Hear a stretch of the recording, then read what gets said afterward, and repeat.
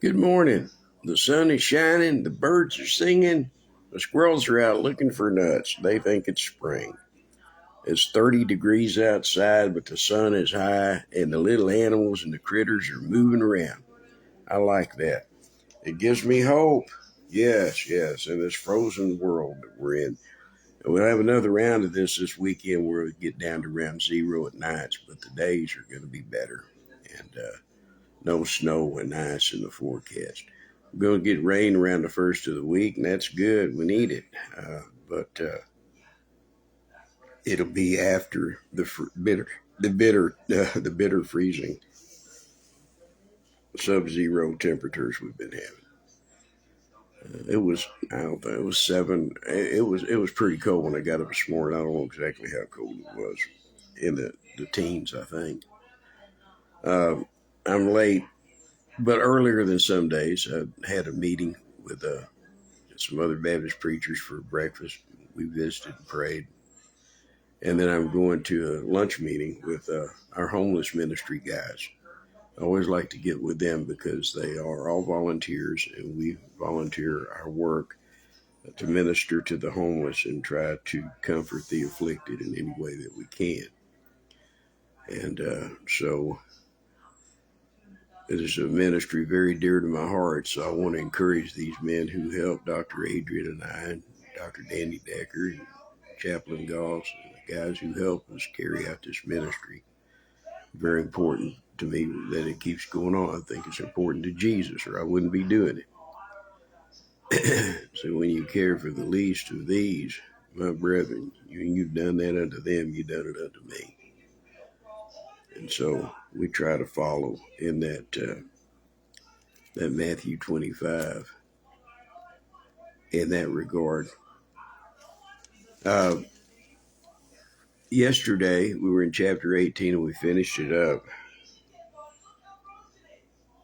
God is explaining again why he's destroying Judah and Jerusalem. And then Jeremiah will complain some more, and then God will tell him that he'll take care of things. Just like he'll do with you, just like he'll do with me. Vengeance is mine, saith the Lord. Chapter 18, verse 17, where we were yesterday, I will scatter them as with an east wind before the enemy. I will show them the back and not the face in the day of their calamity. Then said they, Come, let us devise devices against Jeremiah, for the law shall not perish from the priest, nor counsel from the wise, nor the word from the prophet. Come, let us smite him with the tongue, and let us not give heed to any of his words. See, God is telling Jeremiah that he knows what the people are doing against him. He knows what they're saying against him. He knows what they're plotting against him. And now Jeremiah says in verse 19, Give heed to me, O Lord, and hearken to the voice of them that contend with me. Listen to them. Look what they're going to do to me. Shall evil be recompensed for good? For they have digged a pit for my soul. They already dug my grave, Lord. Remember that I stood before thee to speak good for them and to turn away thy wrath from them. I prayed for them and I preached your word to them, even though you told me to quit praying for them. Therefore deliver up their children to the famine and pour out their blood by force of the sword. Let their wives be bereaved of their children and be widows, and let their men be put to death. Let their young men be slain by the sword in battle. This is what you intended to do, Lord. Well, go ahead and do it. You're right and I'm wrong, Lord. I trusted them and you said don't. And now they're trying to kill me. Let a cry be heard from their houses when thou shalt bring a troop suddenly upon them, for they have digged a pit to take me and hid snares for my feet. Yet, Lord, thou knowest all their counsel against me to slay me. Forgive not their iniquity, neither blot out their sin from thy sight, but let them be overthrown before thee. Deal thus with them in the time of thine anger. Vengeance is mine, saith the Lord, I will repay. Now God continues the lesson of the potter, and he's going to have Jeremiah do some strange things. Strange to us. It felt strange to me the first time I read it. Beginning in verse 1 of chapter 19. Thus saith the Lord, go and get a potter's earthen vessel. Now he'd brought him to the potter's house, so now Jeremiah is either going to ask for a pot or he's going to buy one. So thus saith the Lord, go and get a potter's earthen vessel, and take of the ancients of people and of the ancients of the priests. Take what? Take a DNA sample, take their fingernail, take a hair off of the mole on their cheek. No, take of them. In other words, you grab some guys to go with you. You get some of the priests and you get some of the prophets, the lying priests, the false prophets. What did Jeremiah say to this? In verse 30 of chapter 5, a wonderful and horrible thing is committed in the land. The prophets prophesy falsely, and the priests bear rule by their means. And my people love to have it so. And what will you do in the end thereof? What's going to be the end of all this? Well, God is telling Jeremiah to go get some of those lying prophets and to go get some of those do-it-yourself priests that are preaching their own religion instead of the worship of the Lord God Almighty. So you go get some of those guys. Take of them. In other words, take some of those guys with you. Thus saith the Lord, go and get a potter's earthen vessel, and take of the ancients of the people and the ancients of the priests,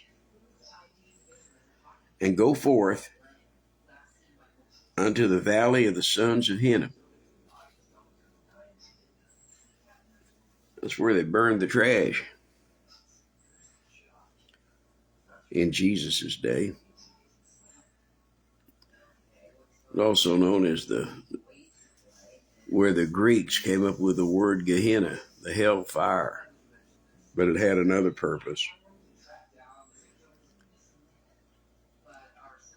It led to Tophet, where they sacrificed their children. Now, going into this chapter, whether we get all the way into it or not today is immaterial. If I live, I'll be here again tomorrow.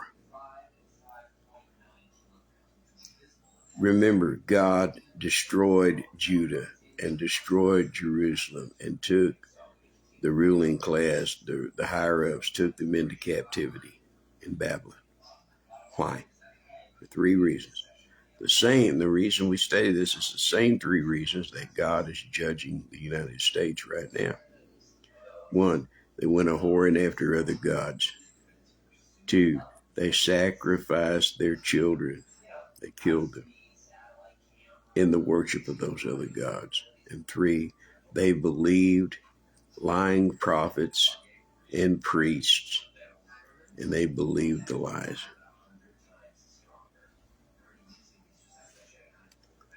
Now, that's the same reason we're on the road to perdition as a country, because of the very same reasons. Thus saith the Lord, go and get a potter's earthen vessel, and take of the ancients of the people and the ancients of days, and go forth into the valley of Hinnom, which is by the entry of the east gate, and proclaim there the words that I shall tell thee. And say, hear ye the word of the Lord, O kings of Judah and inhabitants of Jerusalem. Thus saith the Lord of hosts, the God of Israel. Behold, I will bring evil upon this place, the which whosoever heareth, his ears shall tingle. Woo! You mean God did that to them? Who ever heard of such a thing? I hope he doesn't do that to us. I will bring an evil upon this place, the which whosoever heareth, his ears shall tingle. Verse 5, because they have forsaken me and have estranged this place. They've divorced the place where I put my name, and have burned incense in it to other gods, in the temple, in the place that was meant to put his name. in the holy place. They have burned incense to it to other gods. And then in the valley of Hinnom, they have burned incense to other gods, whom neither they nor their fathers have known, nor the kings of Judah. And have filled this place, what place? All of Jerusalem, with the blood of innocents. Now here is the blood of innocents, the sacrificing of their children. They have built also the high places of Baal to burn their sons and daughters with fire for burnt offerings unto Baal, which I commanded not. Good morning, Bill. Good morning. Which I commanded not, nor spake it. Neither came it into my mind.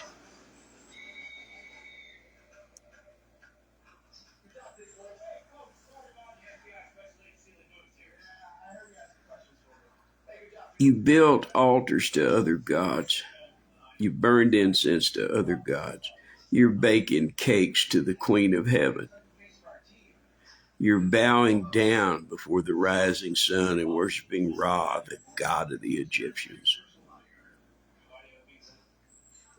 And you're going through the valley of Hinnom to go to the high place, to build altars to Baal, to sacrifice, to kill, to slaughter, to bleed and offer upon an altar of wood and fire, and cook your sons and daughters, the blood of the innocents. You're sacrificing your children. I didn't tell you to do that. Never entered my mind for you to do something like that.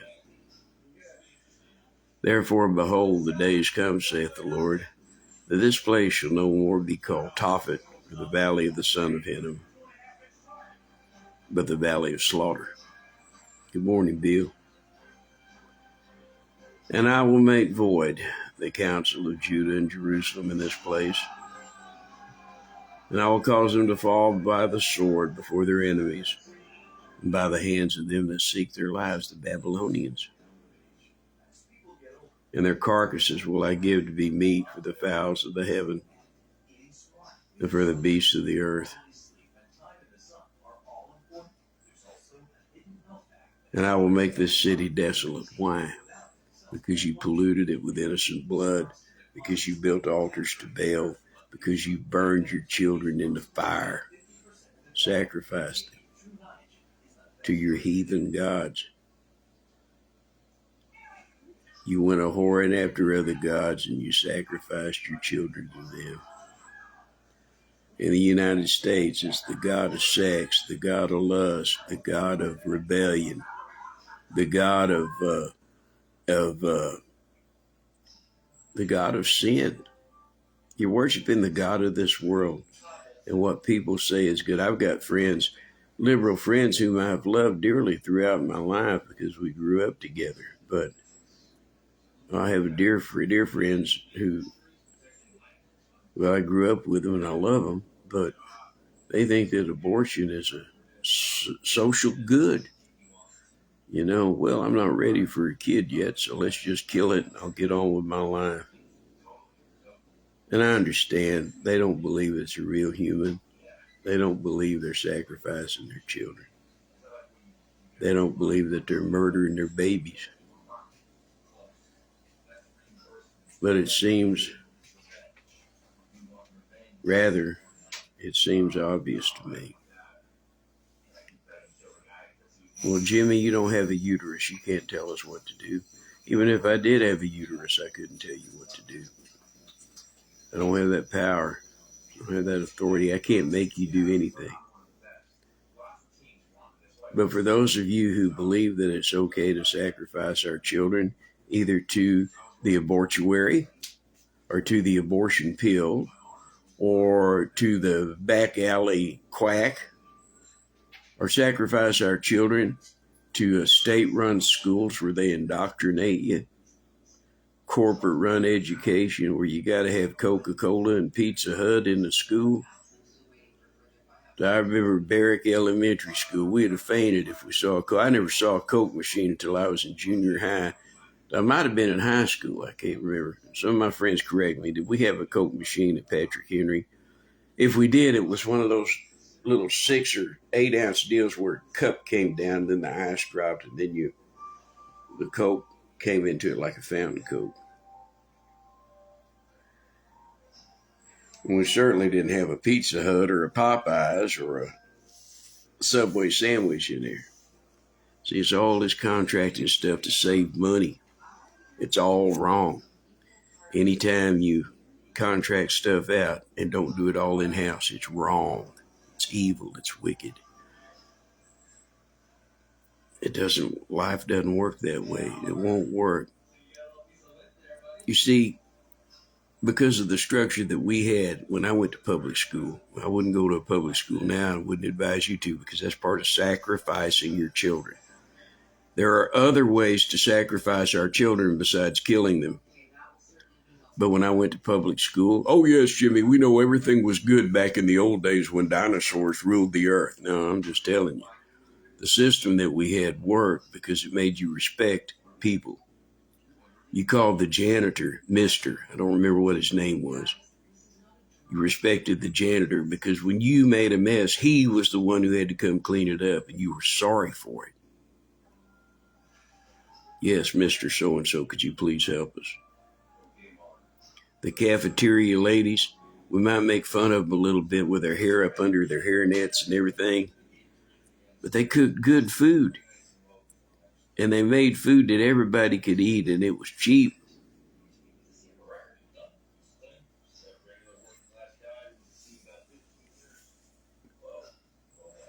And we called the cafeteria ladies ma'am and Mrs. So-and-so. And we respected them. It was a completely different system. And I know that we have these zealots that say, well, you got to just teach names and dates and just teach math, reading, writing, arithmetic. I don't believe in that. I believe you have to teach those subjects, but see, what the old system did is it built respect. You would never, ever consider, at least below the 11th or 12th grade in high school, you would never, ever think of calling one of your teachers by their first name.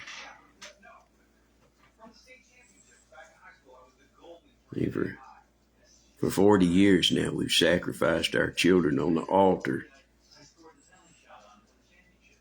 of the corporate capture of public education. You take away all the sponsorships. You take away the big stadiums. You take away all the crap that the corporate world, Coca-Cola and Pepsi, have bought in to these schools. You get all that out of there. Just stop it. Claw it back. Bury it. Burn it. And then it'll not have a chance of going back to the way it was, to where we concentrated on children and their education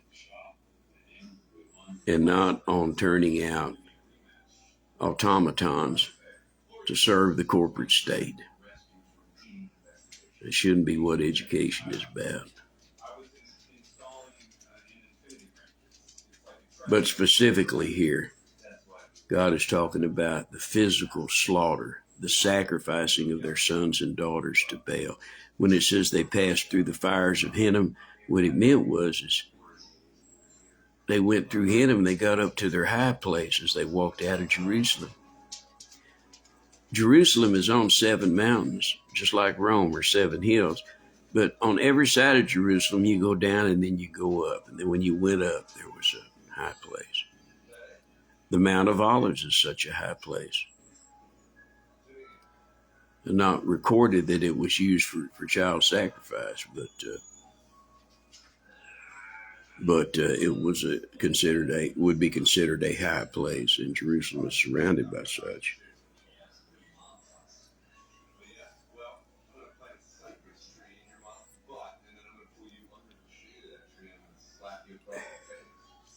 Make this city desolate.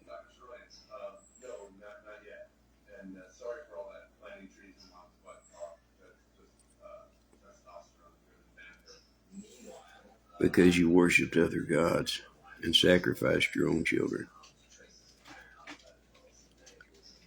Are we any better than they? Are we as good as they? And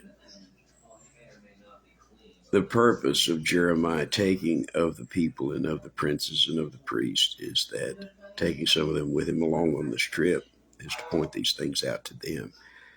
God is not just explaining to Jeremiah why the destruction is coming. He's explaining to the people why their destruction is coming. They still have a chance to return to him and avoid the captivity.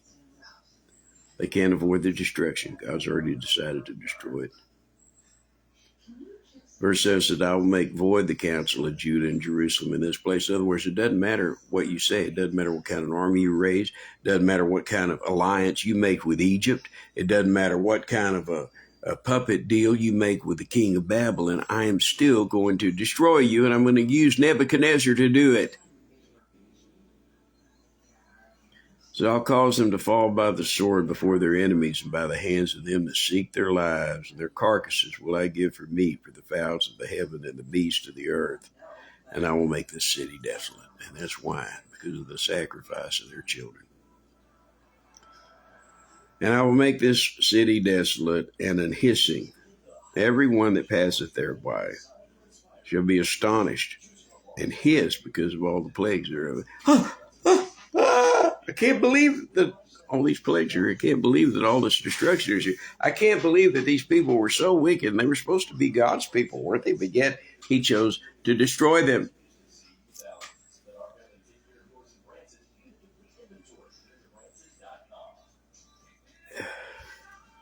And I will cause them to eat the flesh of their sons and the flesh of their daughters.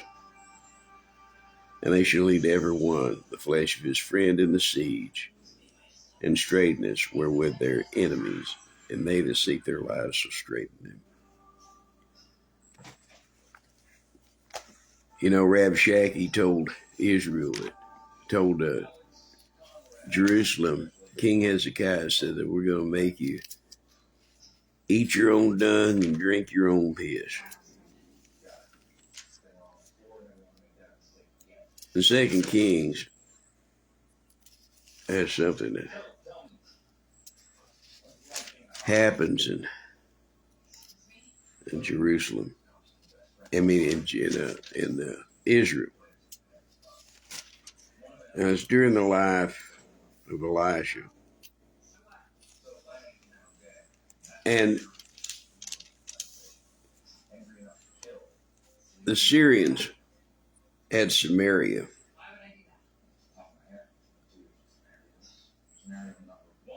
Bottled up.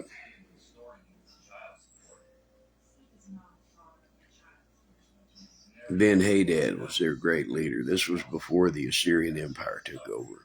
There's a difference between Assyria and Syria. Assyria rose up out of the land which became Babylon. Their capital was Nineveh. Babylon was just down the river from them.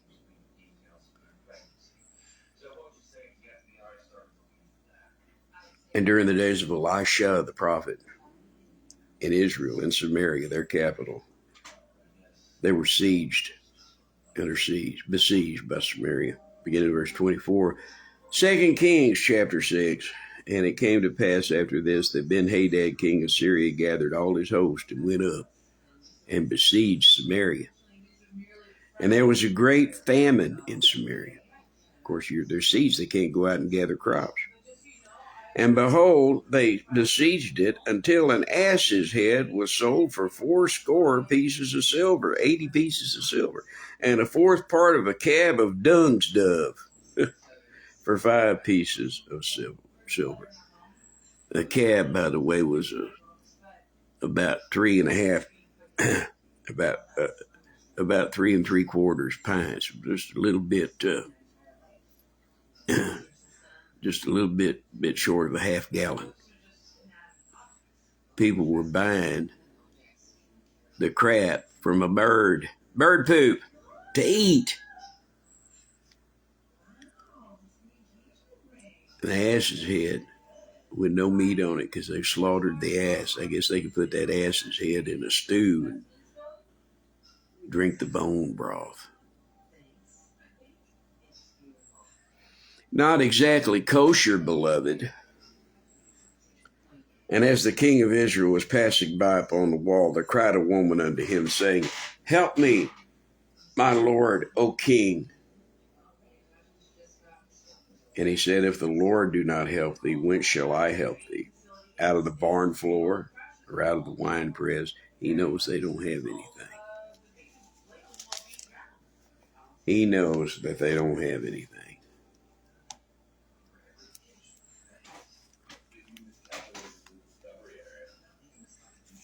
And the king said unto her, Well, what aileth thee? And she answered, This woman said unto me, Give thy son that we may eat him today. Her son. And we will eat my son tomorrow.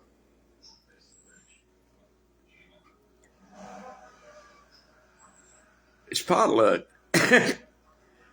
I mean, this happened in the siege. This is the type of thing Jeremiah is referring to when they would eat their own sons and daughters when the Babylonians finally came and laid siege to the city, which won't happen for another 8 years or so, but it's going to come. So we boiled my son. Boiled him. You took your own son and boiled him in the pot and did eat him. And I said unto her on the next day, Give thy son, that we may eat him. And she hath hid her son.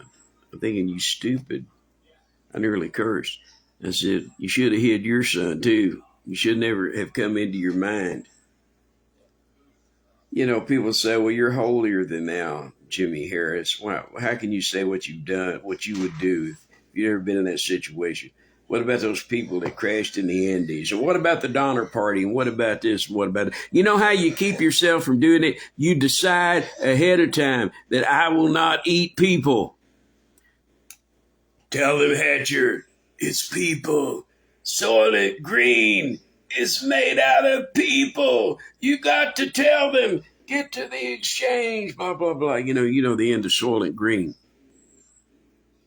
Tuesday is Soylent Green Day. Well, it tasted so good because it was made out of people. You decide ahead of time that you're not going to eat people. You decide ahead of time that even if there's no guard there, you don't rob the bank. You decide ahead of time that you're not going to be alone with a woman that ain't your wife and go sleep with her. You decide it ahead of time. That's how I can say I'm sure that I will not wind up in that place because I have judged already as though I were there.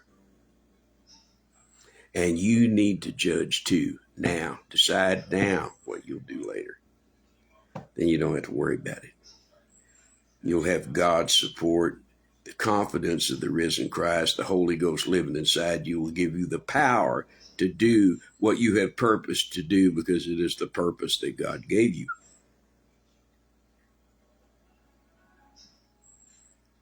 And it came to pass when the king heard the words of the woman that he rent his clothes and he passed by upon the wall, and the people looked, and behold, he had sackcloth within upon his flesh. And he said, God do so and more also to me if the head of Elisha, the son of Shaphat, shall stand on him this day. Well, the rest of that story is they go and complain to Elijah, and Elijah said, tomorrow you'll have plenty of food. And it won't cost you hardly anything because God caused the army of the Syrians to run away because the sound of the host of heaven invaded their camp. They got scared. They left. And these 4 lepers went out and found all the spoil of the Syrians. And after they got their belly full, they knew if they didn't tell the people in the town that some evil would befall them. So they went out. The town came out and looted the tents and looted all the spoil of the Syrians, and there was plenty of food that God provided them.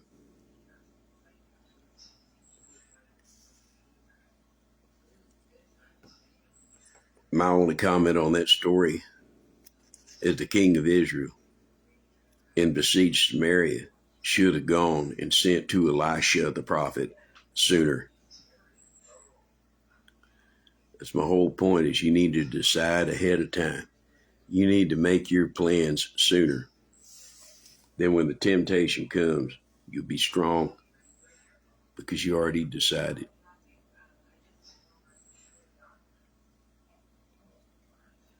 We're going to get into the rest of this tomorrow where Jeremiah breaks the bottle in front of them, and God will explain what that means. We'll pick up there tomorrow.